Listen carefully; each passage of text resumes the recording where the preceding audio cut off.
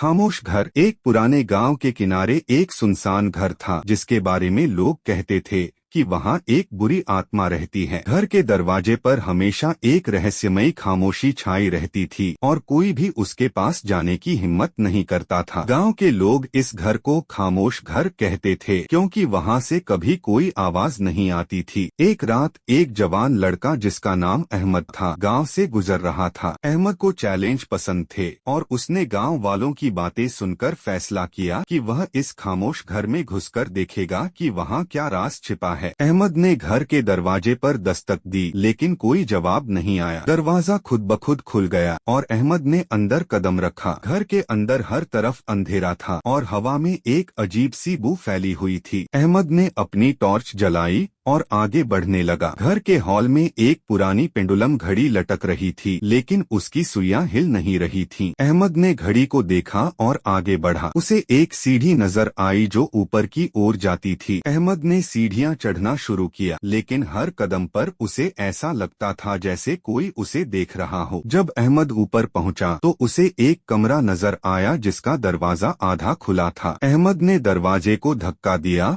और अंदर घुस गया। अंदर एक पुरानी कुर्सी पर एक औरत बैठी थी। औरत का चेहरा बालों से ढका हुआ था और वह खामोशी से अहमद की तरफ देख रही थी। अहमद ने कहा, माफ कीजिए, मैं यहाँ खो गया, क्या आप मेरी मदद कर सकती हैं? औरत ने कोई जवाब नहीं दिया बल्कि अपना सिर हिलाया। अहमद ने पास जाकर देखा तो उसे लगा कि औरत का चेहरा बिल्कुल सफेद था और उसकी आंखें खाली थीं। अहमद ने पीछे हटने की कोशिश की लेकिन औरत ने अचानक अपना हाथ बढ़ाकर उसकी कलाई पकड़ ली। अहमद ने चीख मारकर अपना हाथ छुड़ाया और भागने लगा। वह सीढ़ियां उतरता हुआ नीचे आया लेकिन जब वह हॉल में पहुंचा तो उसे लगा कि घर का दरवाजा बंद हो चुका है। अहमद ने दरवाजे को खोलने की कोशिश की लेकिन वह हिल नहीं रहा था। अचानक अहमद ने अपने पीछे एक आवाज सुनी। वह मुड़कर देखा तो वही औरत उसके पीछे खड़ी थी। औरत ने अपने बालों को हटाया और अहमद ने देखा कि उसका चेहरा बिल्कुल खाली था। उसकी जगह सिर्फ एक काला खालीपन था। अहमद ने चीख मारकर अपनी आंखें बंद कर ली। जब उसने आंखें खोली तो वह घर के बाहर था। उसके आसपास गांव के लोग खड़े थे और सब उसे हैरानी से देख रहे थे। एक बूढ़े आदमी ने कहा, बेटा, तुम खामोश घर में कैसे गए? वहाँ कोई नहीं जाता। अहमद ने कहा, मैंने वहाँ एक औरत देखी, उसका चेहरा खाली था। बूढ़े आदमी ने सिर हिलाया और कहा, बेटा, वह औरत कोई औरत नहीं थी, वह एक बुरी आत्मा थी जो सालों पहले इस घर में मर गई थी। तुम खुशकिस्मत हो कि तुम वहाँ से जिंदा निकल आए। अहमद ने कभी दोबारा खामोश घर के पास जाने की हिम्मत नहीं की लेकिन कहते हैं कि आज भी जब रात होती है